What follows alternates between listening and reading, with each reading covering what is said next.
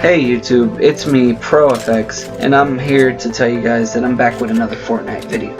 Wow, oh boy, I know. And it's gonna be exciting this time. Well, sort of. Well, I hope. But anyway, I kinda figured out some cheap tricks and tips for you guys.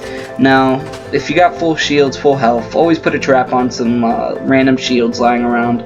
I didn't really need it. I had some minis, so I was not going to carry a slurp over minis. I think you can only carry about 3 slurps, and you can carry 10 minis. Good tip to have in case you're ever in need of shields. And you can carry more minis than big shields, and plus big shields take too long to drink. But I just kind of got used to the building and the pushing, being more aggressive in this game, so I thought I'd bring you guys another video before I particularly had a lot more wins. So these are more clutch situations than winning situations in this video. And there's a difference between being a clutch player and a player who just knows how to win, because you can be a good decision maker and still, you know, be not as good on the sticks. But you always want to just know how to position yourself in a fight. In a fight, you always want to have high ground, but if you do end up in a low ground situation, or basically on the bottom of the tower of whatever is being built, you keep your composure. Just listen for footsteps, because you'll hear the enemy make subtle movements before their final movement, before they come to kill you.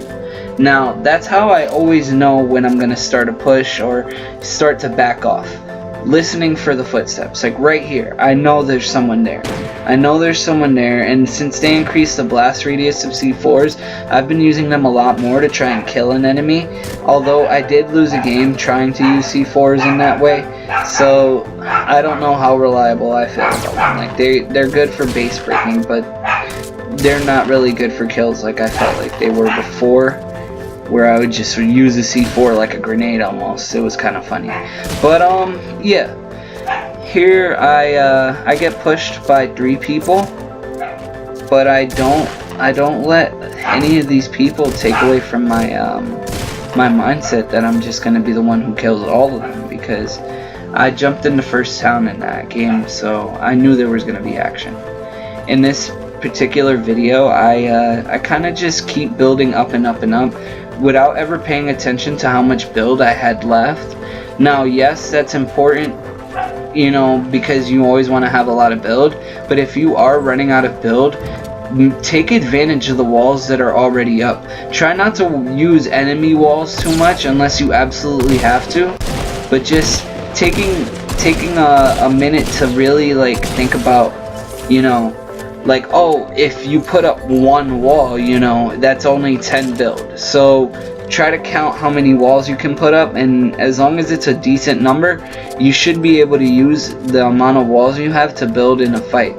And you will run out of build at some point if you're using a lot of it, but if you kill your enemy, you'll have enough build, and that amount of build should be able to be enough for another kill. But in the case where you don't have it, you kind of just want to play your corners really well. But building is super important. Here I actually demonstrate a situation where I have plenty of build, because I managed to find a llama in this game, and I had so much build I didn't need to worry about putting up like a giant fort just now. But I always want, you know, my enemy to be afraid of the high ground situation where I'm on top. So I started taking my pushes a lot more serious. This guy got inside my box somehow. I guess he tried to build up to me while I was building over him, and he got stuck. So I kept moving around, and I kept noticing where he was going. I kept listening, and I started to heal up, because there was too much time between our fight for me to just stand there and take all those shots, because I did take a lot of shots while dodging his shots and still shooting him at the same time. Now, you can see that in this particular clip. You can see all the shots that I'm landing on him. Every time you see the shot change a color, that means it was a headshot. Now, those headshots are the only reason I won that fight. I had no shotgun. He had a shotgun.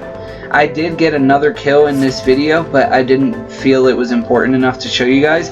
The loot was over there by the staircase inside the open truck on the left, on the bottom there.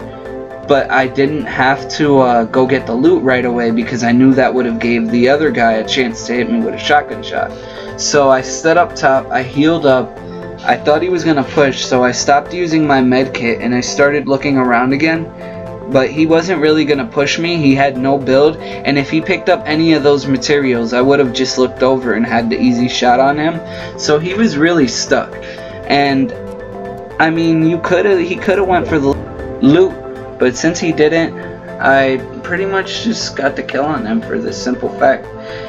Thank you guys for watching. Like, comment, subscribe, and I hope to bring you guys better videos. Thank you.